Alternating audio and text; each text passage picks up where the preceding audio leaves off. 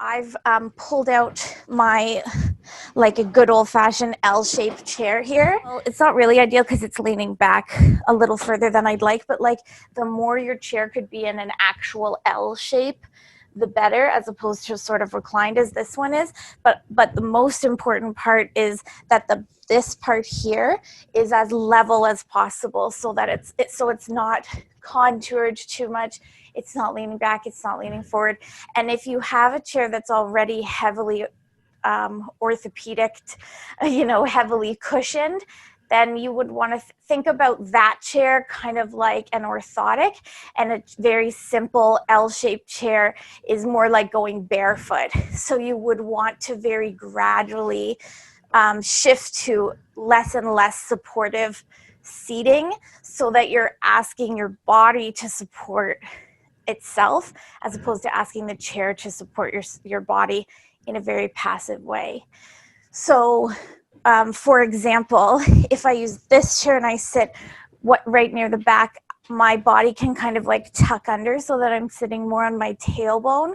And then if you imagine like sitting at the computer like this, so I'm tucked under, and then my thing is here. So if I were following the natural curvature of the spine in this shape, my head would be like this, but my screen is here. So then I'm going to look up like this, and the body, or the spine rather, is moving into really extreme shapes, and asking the whole weight of the body to be supported on one or two specific vertebra or joints, whereas ideally you would want it to be supported through the whole spine.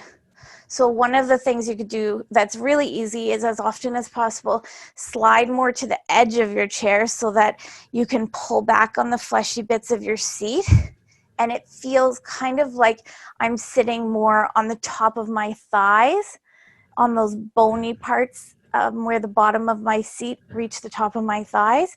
And in that way, then I can sort of adjust my body, which is unsupported by the chair, into a place like my whole spine is doing the work. So not just one or two joints of the spine, but my whole spine is doing the work.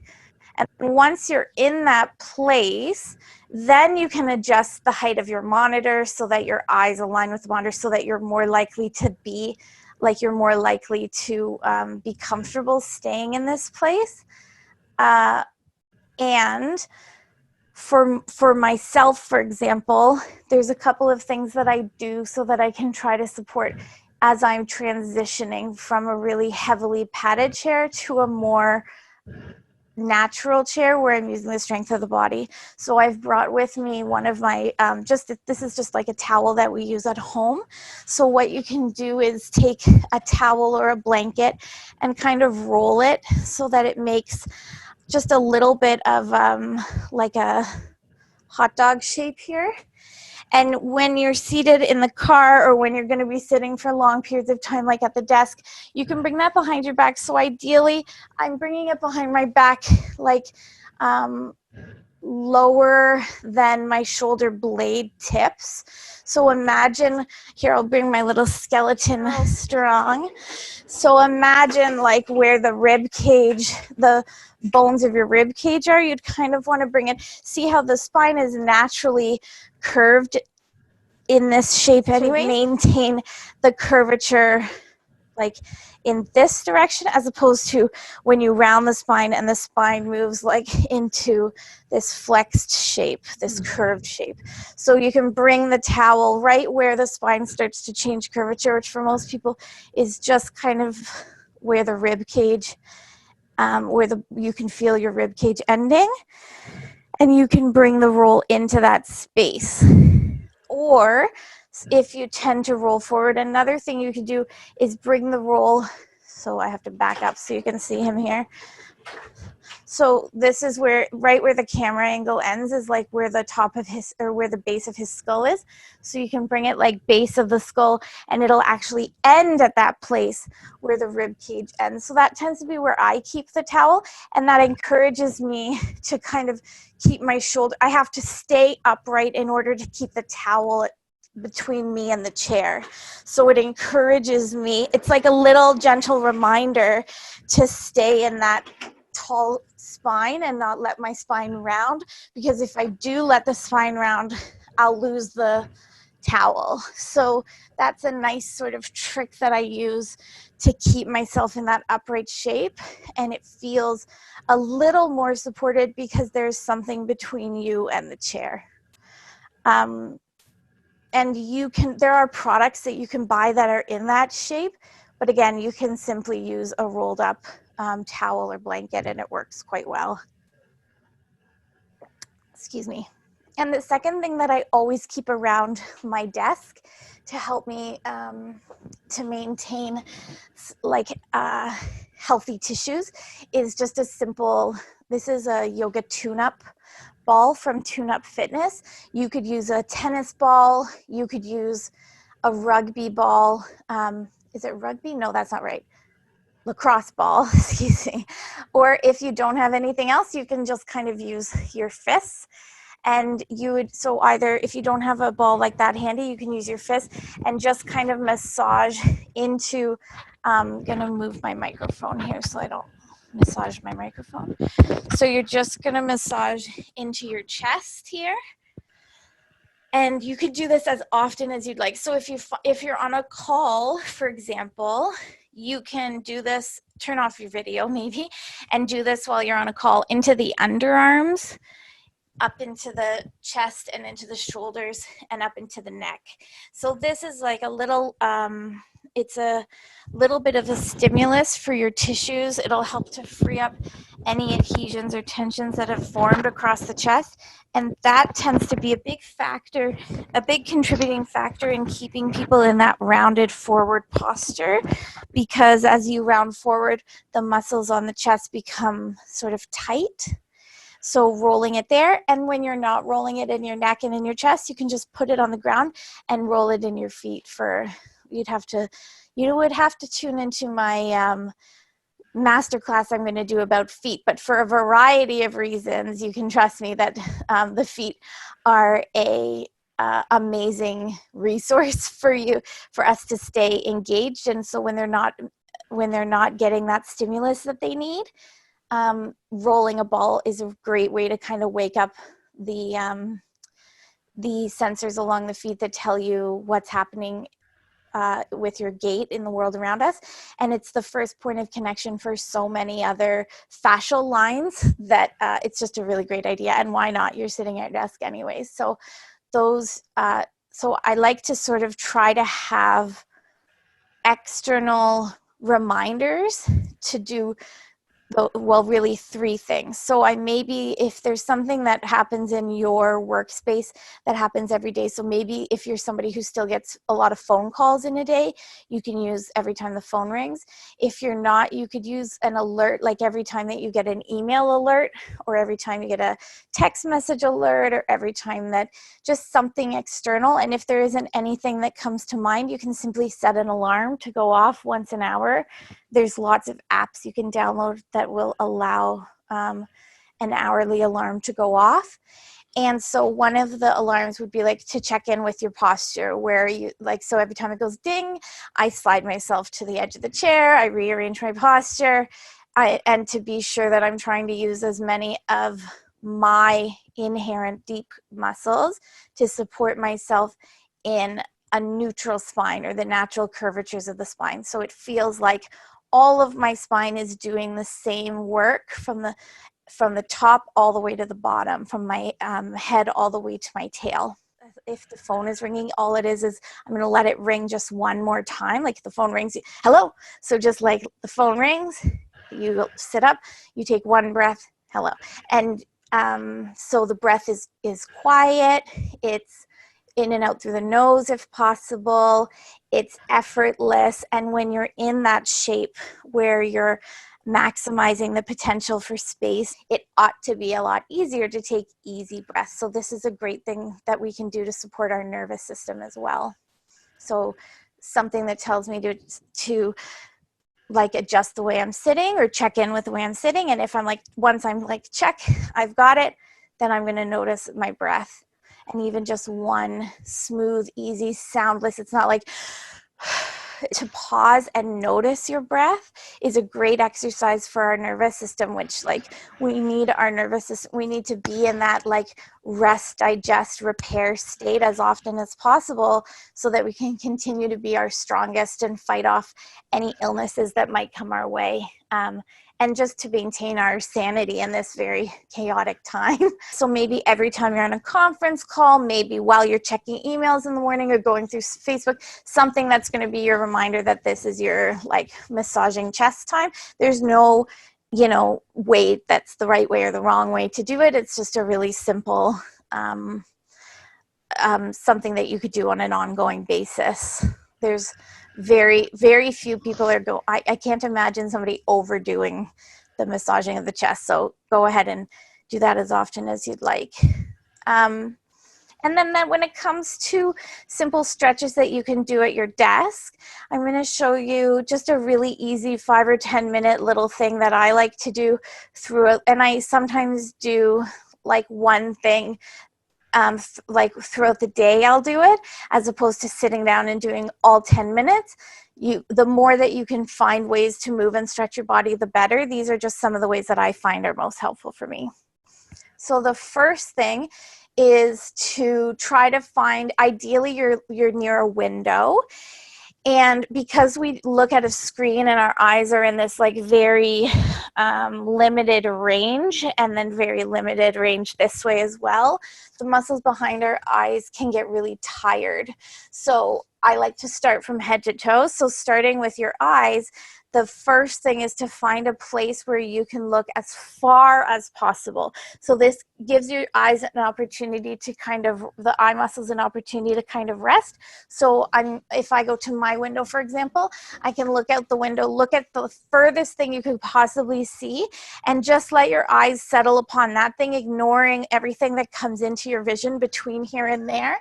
And you focus on that thing for maybe about 30 seconds or so while you practice that easy, effortless breath, whether it's your 2-3 breath or your 1-2 breath, whatever breath you're practicing, and you focus on that thing.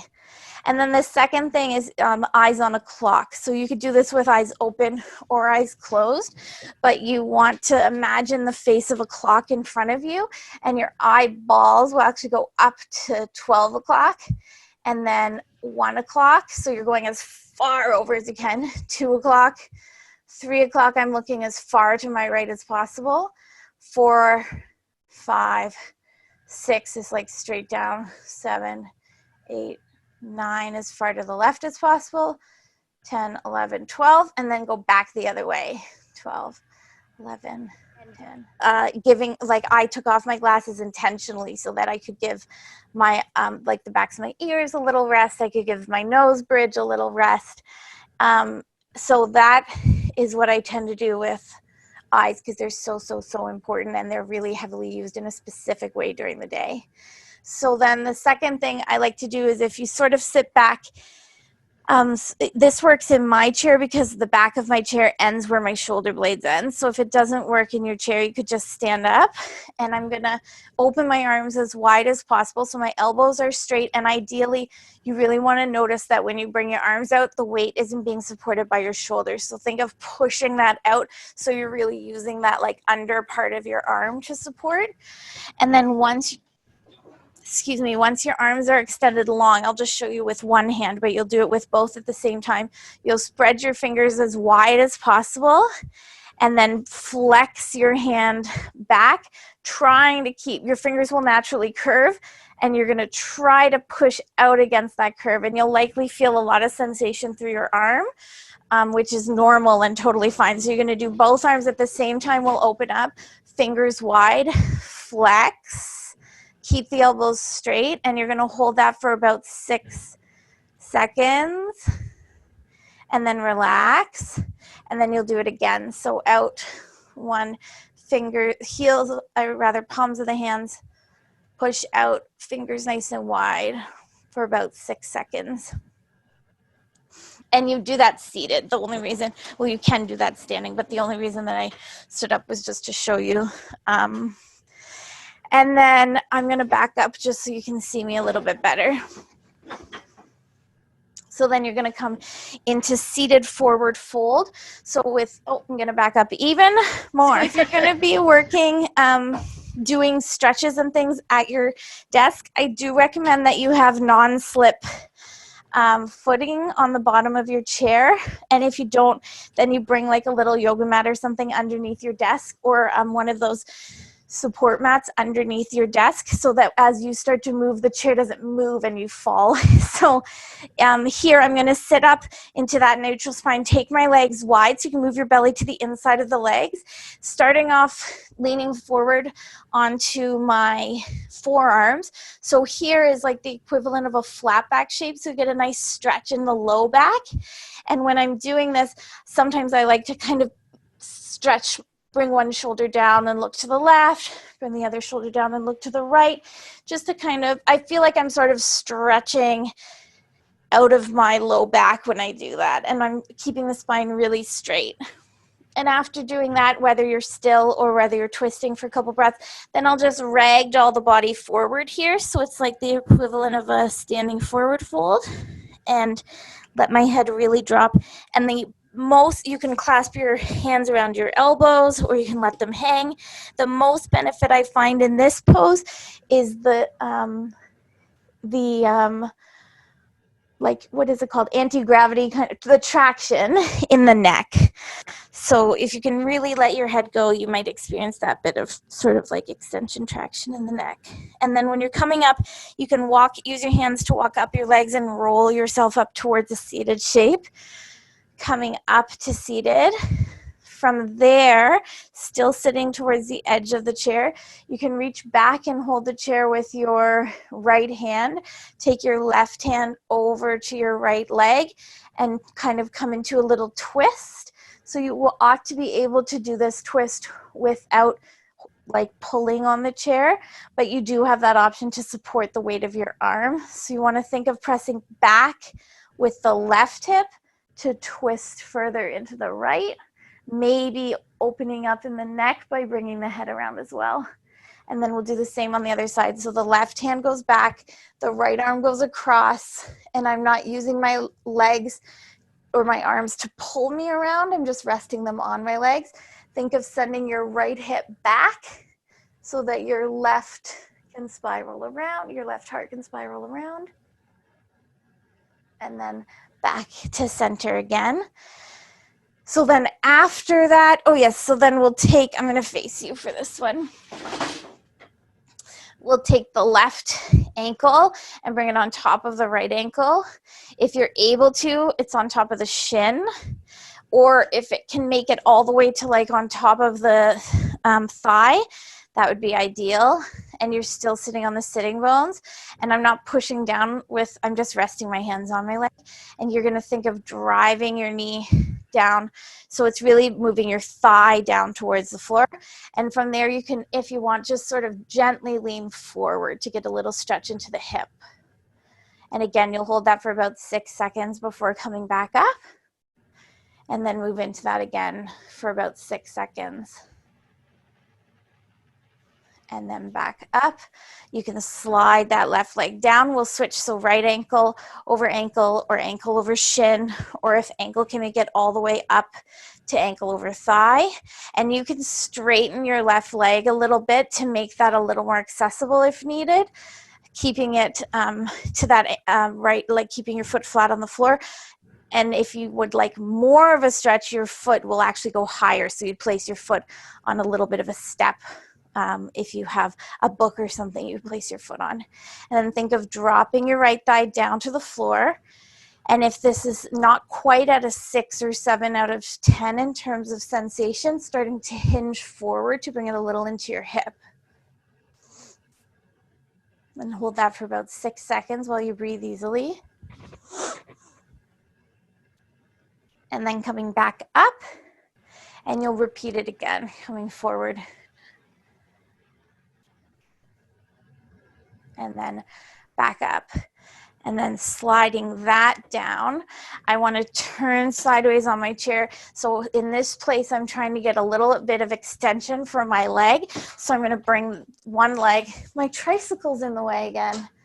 Who put a tricycle in here? So you're going to let your left butt cheek just a little bit hang over the chair and then reach that left leg back so you're getting as much extension in the front of the left leg as possible. If this is pinchy for your back at all, you can lean forward towards your right leg. And I'm up on my toe on the right side. You could always bring a little book or a folded blanket underneath your right foot to bring the floor up to you, so that that's not such a strain. You're going to hold that for about 6 seconds and then bend the knees so you can get a moment of rest, and then back into that back leg, the front of the leg extension. So my left front of the leg extension. And you can hold the chair if you're feeling unstable. Sitting up as tall as possible to get as much extension as possible. And then we'll switch over to the other side. So now my left arm's around the back of the chair, my right butt cheek's kind of hanging over. I'm going to take my blanket underneath my left foot if you want that little extra rise. Extend the right leg back to get as much space in the front of the right hip as possible. And then if you're feeling any pinchiness in your back, you can lean forward. So ideally here, you're setting yourself up in such a way that your hip points are squared to the room, or to the wall in front of you rather. So you're not sort of in a weird side angle. Your spine is still very much aligned and you're extending that back leg. And then you'll take a little rest by bending the knee, resting on the top of the foot, or just coming back to seated for a couple of breaths. And again, we're always seeking a sensation at about 6 or 7 out of 10. So when you're doing this again, if you want, you can reach your arms up and get that little chest extension, totally optional. Again, the more ways you can find to move your body that feel great, the better. And then the very last element of this sort of little routine you could do to support yourself is for the neck. So here, I'll turn sideways just so you could see. I'm going to keep my head in neutral, place my palms to the front of my forehead, and then I'm pushing my head forward in space, but resisting that with my hands. So my head won't actually move, but you're going to feel the muscles along the back of your neck engaging. As you do that again for about 6 or 7 seconds, and then let it rest. The muscles that support your neck in flexion, and this is a shape a lot of people come to when they're on their phones or so on, so those muscles really need to be very well developed.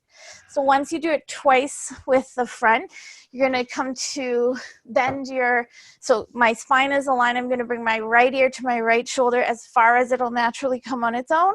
Then weightlessly place my left hand to the outside of the temple, and then I'm trying to bring my head back to neutral, but I'm resisting with my hands. So I bring it as far into that stretch as possible, and then come back to center. And then again, head goes into this shape on its own, so I'm not pulling it or anything or pushing it. And then I'm going to resist the movement of the head back to center. Back to center, you're going to do the same thing on the other side. So left ear to left shoulder. Notice your breath, easy in and out through the nose, hand to the side of the head. Resist, 2, 3, 4, 5, 6. And then come out of that shape. And then again, left ear to left shoulder, hand to the side of the head, and resist, 2, 3, 4, 5, 6. And last but not least, your chin to your chest as far as possible. Interlace those fingers to the back of the head, and you're resisting the head coming up here. So we're going to resist, 2, 3, 4, 5, 6, and then let go. And then the same thing, chin to chest, 2, 3, 4, 5, 6, and then back up to center. So there is about a million things that you could do. There's as many novel ways to move and stretch your body as there are parts of the body. So if it feels good, do it. Let the bottom line just be move, move, move, move, move, move as much as possible. In as many different ways as possible. Motion is lotion when it comes to the tissues of the body. The more you can move them, the better, and the better your body will feel. So these are some ideas to get you started, some ideas to support you when you're seated, but anything goes when it comes to movement. All movement is good movement. Let the goal of your work day be finding as many ways to move as possible. And of course, if you have any questions or anything, you can always reach out to me as well.